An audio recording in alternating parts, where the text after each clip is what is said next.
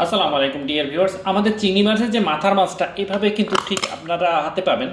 এটা হচ্ছে আমাদের চিংড়ি মাছের মাথার যে নরম মাছ, এটা কিন্তু সম্পূর্ণ মাছ এবং গলদা চিংড়ির মতো এটা খুবই টেস্টফুল।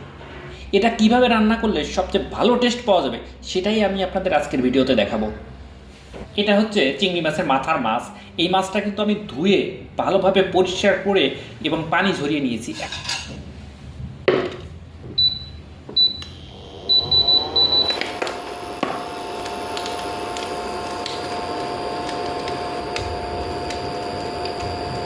শুধুমাত্র লবণ এবং হলুদ খুব ভালোভাবে মাখিয়ে নেব।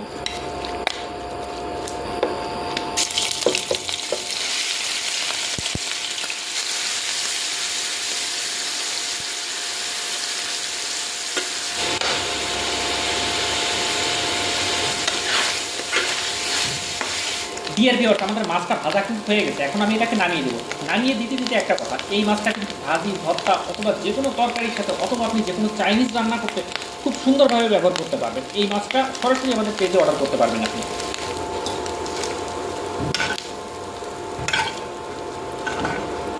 ভর্তা এবং রান্নার জন্য, সব ধরনের ভাজি, ভর্তা অথবা রান্নার জন্য অথবা চাইনিজ আইটেমের জন্য এটা খুবই টেস্টফুল এবং অমায়িক সুন্দর একটা আইটেম।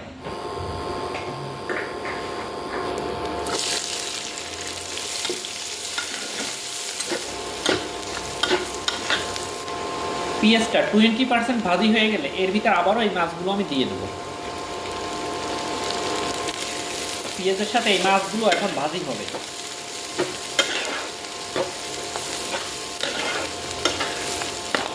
ডিয়ার ভিউয়ার্স, দেখেন খাবারটা দেখতে ঠিক যতটা সুন্দর লাগতেছে এটা খেতেও ঠিক ততটাই টেস্টফুল। ডিয়ার ভিউয়ার্স, এবার আমি যোগ করে দিচ্ছি খানিকটা চিংড়ি মাছের মগজ।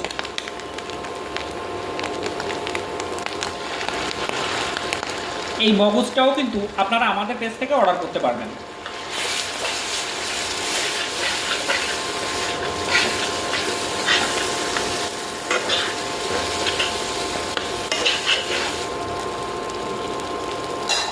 ডিয়ার ভিউয়ার্স, ব্যাস হয়ে গেল আমাদের চিংড়ি মাছের মগজ দিয়ে মাথা ভোনা।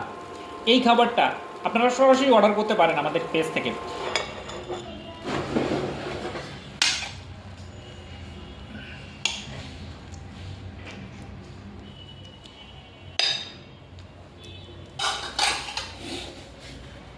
ডিয়ার ভিউয়ার্স, তোমরা কিন্তু এই খাবারটা গরম গরম ভাত, লুচি, পরোটা অথবা চালের গুঁড়ের রুটি যে কোনো কিছু দিয়েই টেস্ট করতে পারো এবং এর চেয়ে স্বাদের খাবার কিন্তু অন্য কোনোটা হবে না।